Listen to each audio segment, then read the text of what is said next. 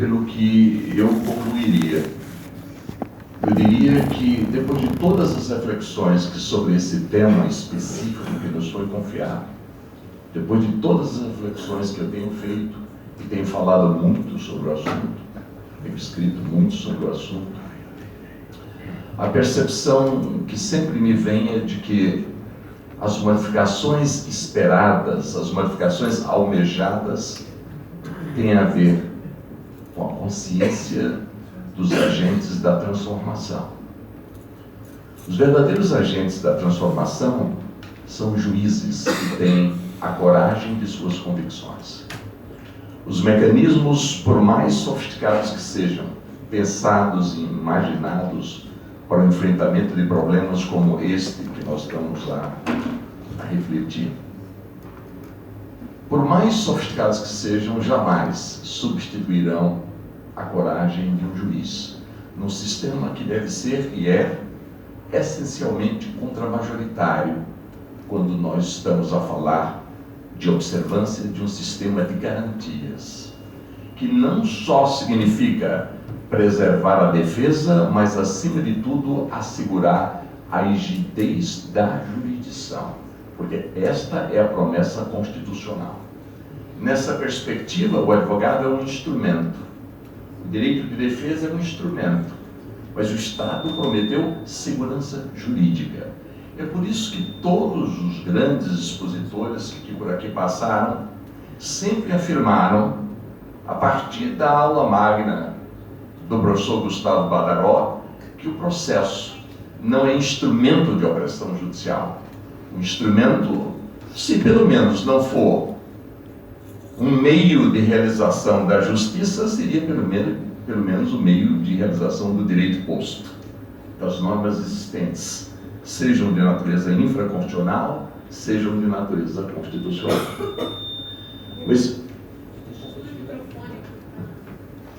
Pois bem, então eu tenho, ao longo de todo esse tempo de reflexão, chegado a essa conclusão. E não é difícil perceber que efetivamente é assim. Nós estamos a falar, por exemplo, sobre pressão popular, midiática e livre julgamento. Quer dizer, julgamento que deve ser proferido segundo as leis e a Constituição. É disso que estamos a falar. Então, para que o processo realmente seja esse instrumento de realização do direito, é preciso que as normas sejam cumpridas. Mas há um fenômeno nesse contexto desafiador e extremamente preocupante, que é esse fenômeno da pressão popular sobre o judiciário e da publicidade opressiva que qualifica essa pressão de modo verdadeiramente extraordinário. Para se entender um pouco do fenômeno da publicidade opressiva, que repercute e dimensiona sem precedentes a pressão popular, é preciso que se releiam algumas obras paradigmáticas que estão esquecidas aí no porão dos tempos. O grande Marshall McLuhan, um grande teórico das comunicações, nos anos 60, ele escreveu, entre outras, 3 obras paradigmáticas que têm que ser lidas e relidas para se ter a exata percepção do que ocorre hoje e dos problemas que ainda podem advir. Ele escreveu uma obra magnífica chamada Understanding Media, Entendendo a Mídia.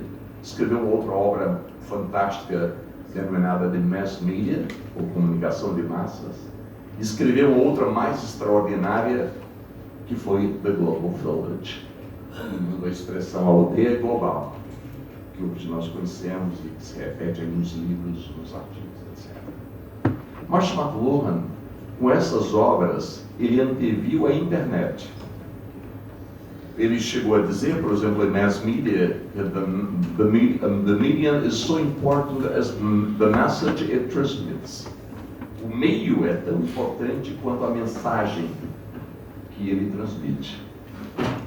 Em The Global Village, ele previu que as comunicações se desenvolveriam tão rapidamente nos anos e nas décadas que se seguiriam, que o mundo se transformaria numa aldeia global. É por isso que quando se celebrou o centenário de Marshall McLuhan, ele que morreu em 80, a grande imprensa internacional, mais especificamente o New York Times, eu estava coincidentemente em Nova York, saiu com um caderno específico sobre a matéria, subscrito por grandes professores americanos, em que eles diziam mais ou menos assim: Marshall McLuhan, 100 years. The prophet of the media who predicted internet 30 years before it was invented. O grande profeta da mídia que previu a internet 30 anos dela ser inventada, que é o fenômeno de meados dos anos 90, 94, 95. Então, o fenômeno da internet deu um grau exponencial a essa questão relativa à pressão popular sobre as estruturas judiciais. E isso tem gerado tensões imensas. O grande Ronald Dworkin, antes de morrer, ele chegou a escrever uma obra em que ele questionava a viabilidade da democracia numa das maiores democracias do mundo, Estados Unidos. Ele escreveu "Is democracy possible here?" Uma obra notável. Por quê? Porque ele dizia o seguinte, falando de uma democracia paradigmática como a americana. Ele dizia assim: as estruturas conservadoras tensionam as estruturas democráticas. Falando dos três poderes, falando mal da Suprema Corte Americana, tem suas virtudes, mas tem muitos vícios. Por exemplo, lembro a todos a decisão da Suprema Corte, uma decisão eminentemente política que paralisou a contagem dos votos, que daria eleição a Gore contra Bush. 500 professores e advogados americanos escreveram um manifesto no New York Times, dizendo que a Suprema Corte Americana não era uma corte de justiça, era uma extensão de partidos políticos. The Supreme Court is not a court of law. Escreveram. Então, veja o que nós vivemos aqui é um problema que os outros sistemas também vivem, com uma diferença, é que outros sistemas de países civilizados estão mais avançados do que nós na busca das soluções, nas reflexões sobre os problemas. Mas nós temos uma esperança, porque os ingleses costumam dizer que as bases iniciais de uma democracia começam a se estabelecer depois de 500 anos dos esforços nessa direção. Então eu costumo dizer assim: ótimo, nós estamos na primeira infância. Quem sabe nós não conseguiremos superar as nossas dificuldades. E isso me faz lembrar também o que eu vi pessoalmente do professor Mauro Capelletti, que foi um dos maiores juristas do século passado, esteve conosco na Conferência Nacional da OAB, mestre Luiz Viana, da OAB em 1990, 2 anos após a Constituição, a promulgação da Constituição, da nossa Constituição. Eu fui designado pelo presidente Offi para acompanhar o professor, o grande mestre Capelletti, fez a conferência magna de abertura. E eu estive com ele durante 3 dias em Belo Horizonte. Tive o privilégio. Sabe o que ele me disse? Ele disse assim, num dos almoços que eu tive, em Ouro Preto, que o encantou tremendamente. Um motorista da OAB me disponibilizou o carro, fui com ele em Ouro Preto. E lá, no almoço, lá no antigo programa, ele me dizia assim: la Costituzione brasiliana è una Costituzione molto, molto virtuosa. Ele, que foi o responsável por um dos maiores estudos sobre o fenômeno do acesso à justiça e da efetividade dos direitos. Quem não lembra a obra magnífica em vários volumes que ele escreveu com Bryant Garth sobre Access to Justice, The Worldwide Movement to Make Rights Effective. Ele escreveu o maior relatório planetário sobre acesso à justiça e a efetividade dos direitos. Aí ele acrescentou: o problema brasileiro vai ser a efetivação, de uma Constituição tão virtuosa como é a Constituição brasileira, instituidora de pelo menos no plano formal, de um notável Estado de Direito. Ele me disse que não conhecia no mundo uma Constituição com essa contextura, pelo menos formal, da Constituição brasileira. Mas o grande desafio, reafirmou, seria a efetivação dos direitos e das garantias. Então, o que eu quero dizer nessa primeira parte é que, em grande medida, os sistemas só funcionam quando quem o integra tem a ideologia do seu cumprimento, tem a ideologia da sua efetivação. Foi por isso que os militares, no primeiro ato que praticaram, ou de caráter institucional, depois da Revolução, vale dizer, depois de tomarem o poder pela força, eles afirmaram no ato institucional número 1 o seguinte: fica em vigor a Constituição de 46.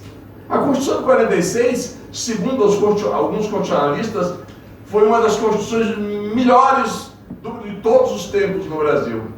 A de 34, pelo cunho social, a de 46, pelo cunho liberal, e agora a de 88, que procurou associar o liberal com o social. Veja bem, então essa questão de ter direito não significa muito se os atores não tiverem a consciência da sua implementação. É por isso que eu digo que juízes como Simone Schreiber e Sebastião Henri Júnior são os verdadeiros agentes da transformação. São juízes que têm a coragem de suas convicções. Isso me lembra...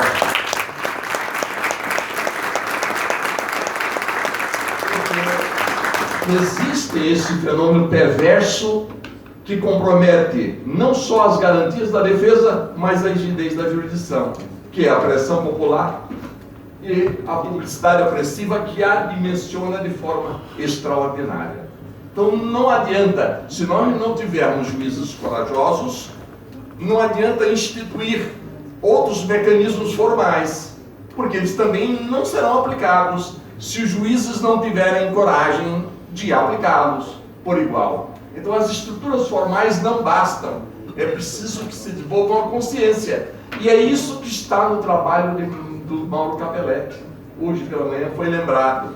De nada adianta você falar em acesso à justiça se você disponibiliza meios formais, mas a isso não corresponde uma consciência da atuação e da implementação das mudanças formais que são estabelecidas.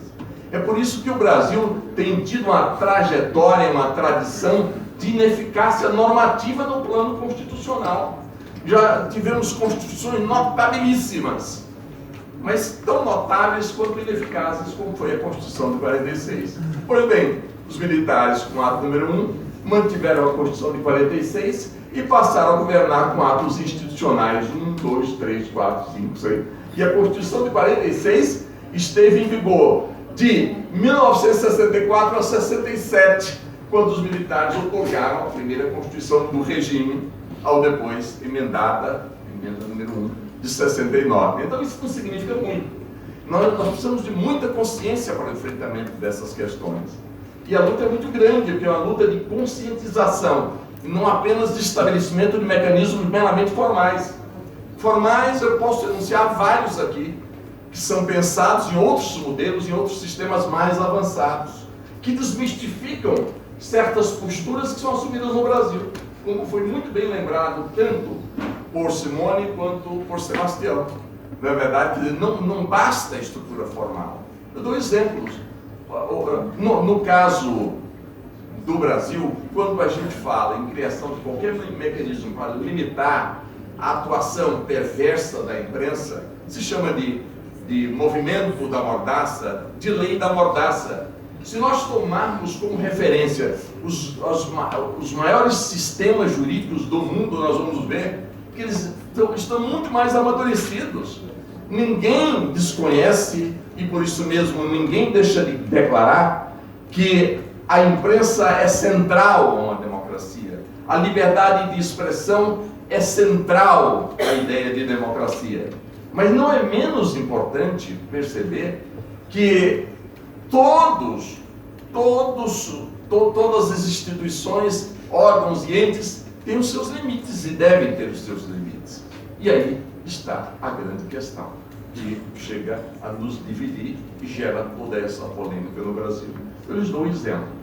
Eu já fui membro de 3 comissões de reforma, de Código de Processo Penal e de Código Penal. Eu tentei, inclusive, introduzir entre nós, isso está, basta ver a reforma de 98, tem um anteprojeto, eu propus uma comissão Evandro Lins e Silva, uma comissão altamente liberal, liberalíssima. A gente propôs um tipo de publicidade opressiva. Pois bem, uma proposta específica foi aprovada por unanimidade pela comissão. E, ao chegar no Ministério da Justiça, foi vetado pelo ministro, que entendeu que, se levasse à frente, iria comprometer toda a reforma, porque a imprensa iria censurar, a imprensa iria combater, a imprensa iria prejudicar a tramitação do processo. Publicidade opressiva, sendo vítima da publicidade opressiva. Então criou-se uma situação esdrúxula. Isso já ocorreu por mais de uma vez. O Código Penal de 69 foi Código Penal, mas nunca entrou em vigor. Ele tinha um tipo de publicidade opressiva defendido por Nelson Hungria, que referia modelos de direito comparado para justificar. Ele referia os países mais avançados do mundo passando por um fenômeno. Estamos falando dos anos 60.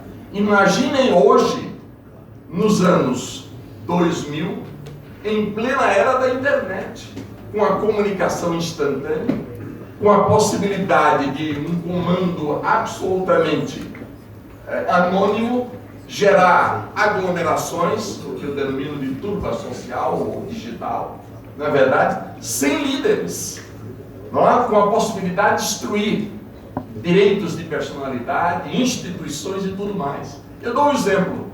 O Supremo Tribunal Federal, quase que num ato de autopreservação, praticou um ato, no mínimo, discutível. Ele instaurou de ofício um inquérito para enfrentar essa questão como um ato de preservação. Mas se analisar o ato do Supremo, o tal inquérito dos fake news, você não vai encontrar nenhum fundamento legal ou constitucional para a instauração de um inquérito de ofício para apurar esse fato, com a possibilidade de você impor algum tipo de sanção a quem venha a ser investigado. Mas por que isso ocorre? Por omissão de outras instâncias que tinham o dever do controle. Por exemplo, o Ministério Público Federal se omitiu e se omite em adotar medidas tendentes a apurar esses fatos. Por quê? Porque muitos deles envolvem ações orquestradas do Ministério Público na condução dos processos de natureza judicial.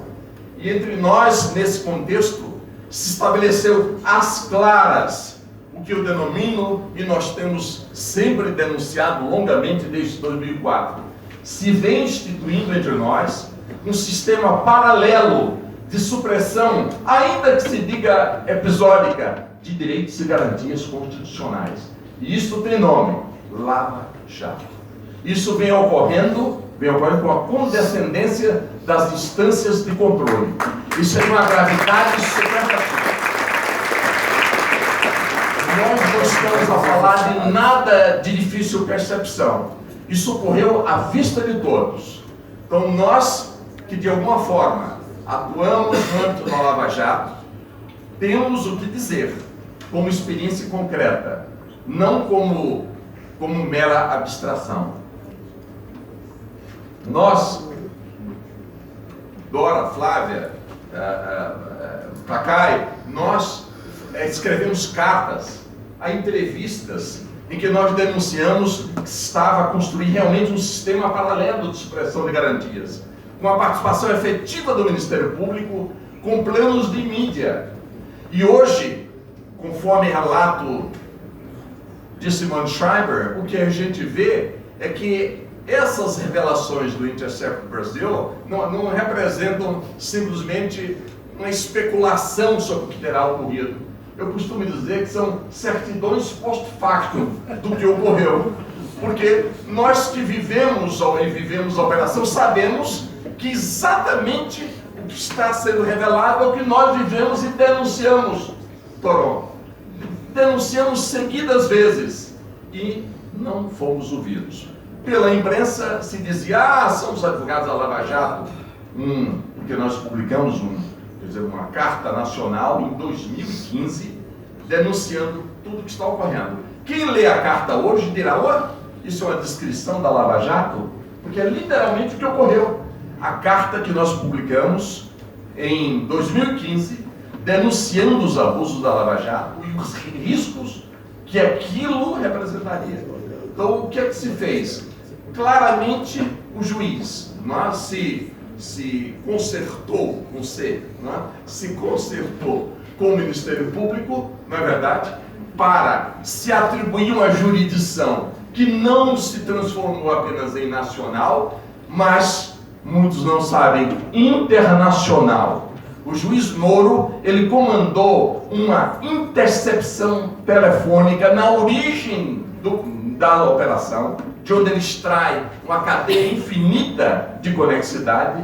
Ele realizou uma operação absolutamente escandalosa de interceptações de BlackBerry, através de BlackBerry Messages, ele junto a uma empresa do Canadá, sem carta rogatória e sem a utilização do tratado bilateral Brasil-Canadá com relação à matéria. Então vejam, isso é de uma gravidade. Nós estamos falando de algo concreto que se desenvolveu às nossas vistas e sob protesto, que não foram ouvidos e não foram acolhidos. Hoje, nós começamos a ter uma reação tardia do Supremo Tribunal Federal, mas absolutamente colhida pelo consequencialismo. O que significa dizer, a esta altura não podemos fazer mais nada do que um remendo tópico aqui, ali e acolá, mas sem se poder desconstituir em sua essência a operação mais escandalosa do que a corrupção que ela procurou combater. Que foi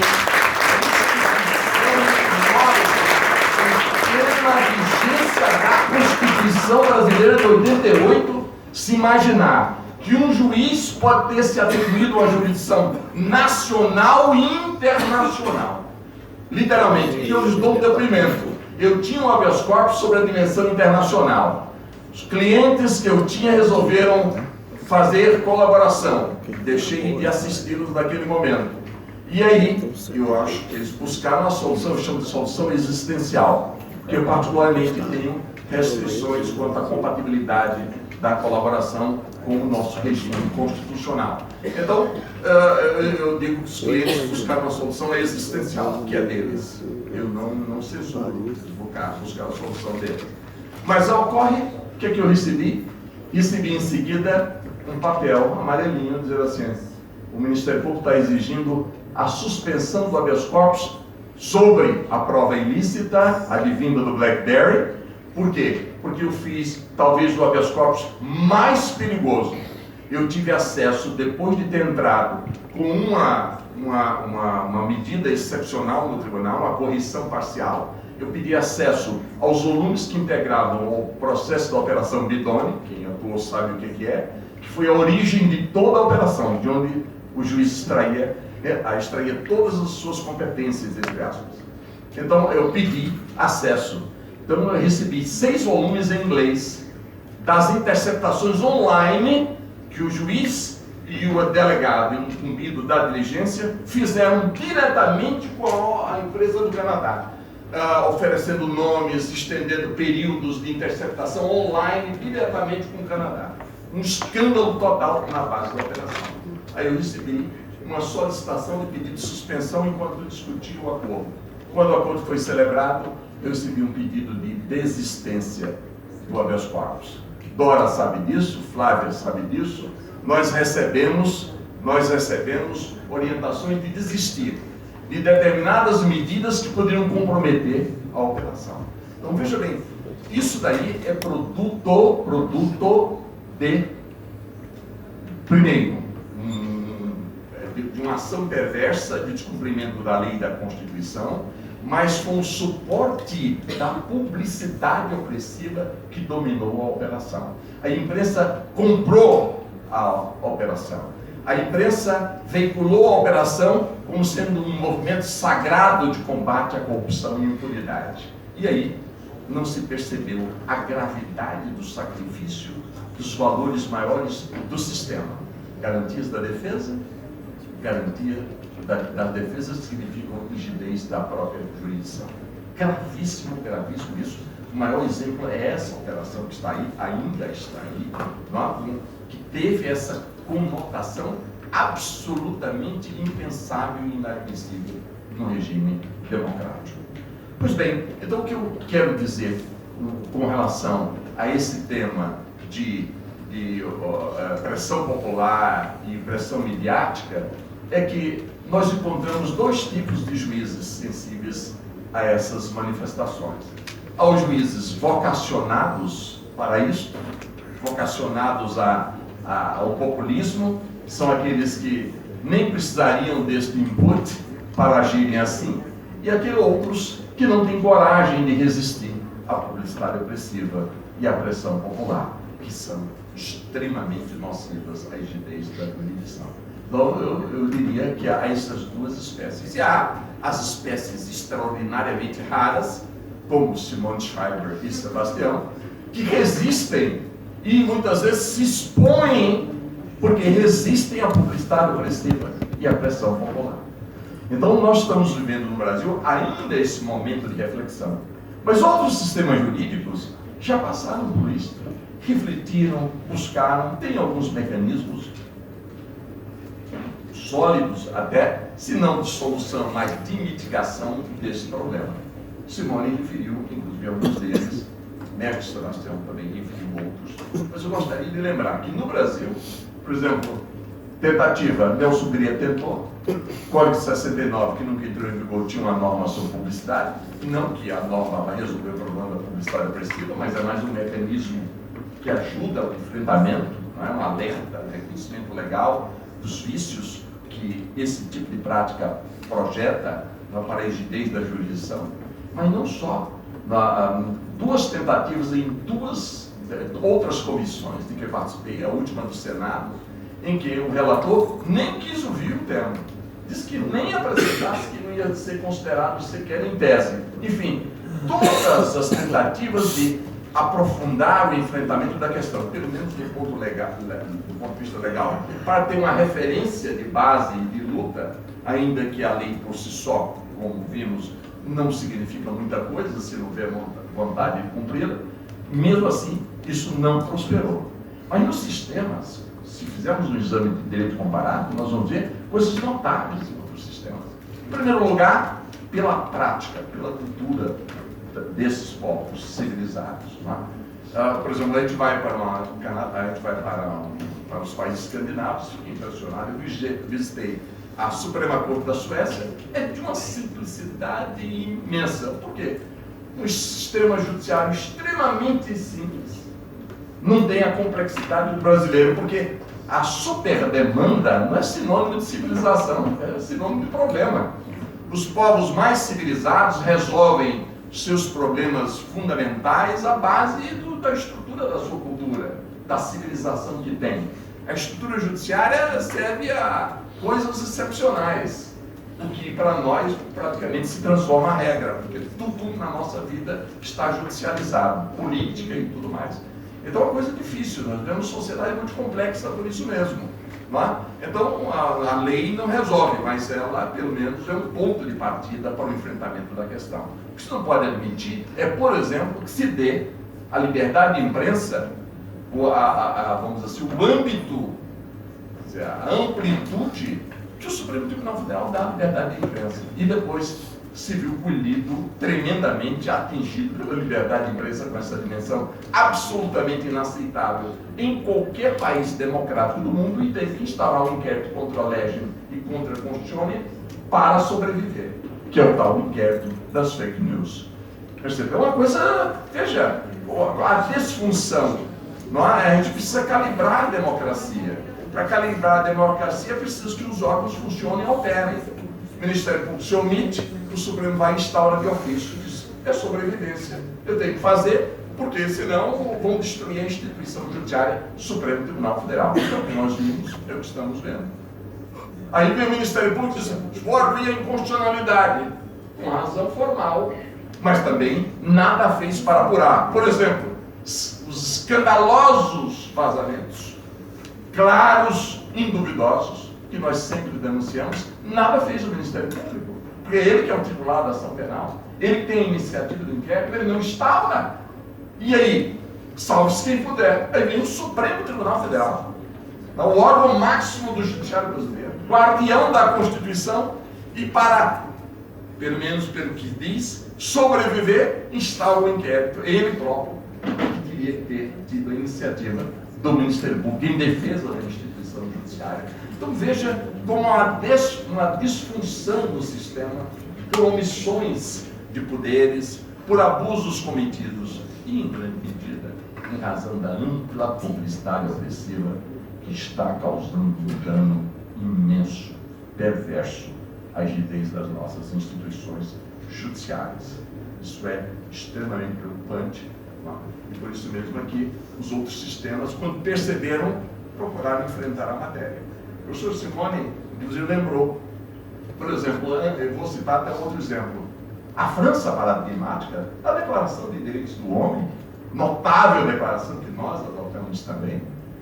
A França, no Código Penal de 93, ela instituiu o controle da publicidade opressiva, sob a denominação de entrave à la administration de la justice. C'est une, como eles dizem, c'est une entrave à la justice, entrave à la administration de la justice. Eles instituíram a um tipo penal que criminaliza a publicidade opressiva na França democrática, país da Declaração de Direitos do Homem. Está lá.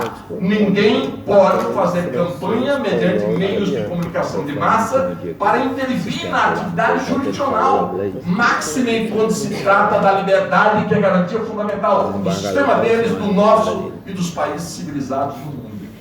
Isso daí, quer dizer, isso daí é atentar contra a liberdade de expressão, de informação e de imprensa em absoluto. Isso é um equívoco total.